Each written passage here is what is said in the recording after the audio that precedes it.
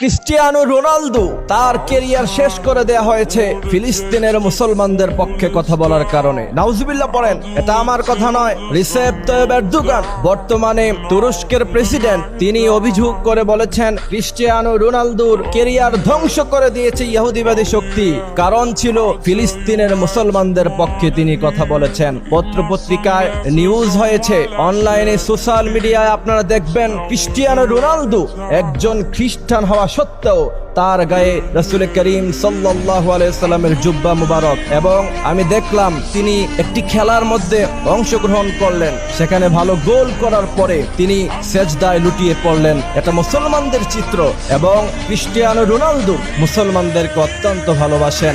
একমাত্র এই কারণে পৃথিবীর সমস্ত অপশক্তি মিলে ক্রিস্টিয়ানো রোনালদোর কেরিয়ার ধ্বংস করে দেওয়ার পায়তারা চালাচ্ছে। ক্রিস্টিয়ানো রোনালদো সে সৌদি আরবে গিয়েছে মুসলমানদের সাথে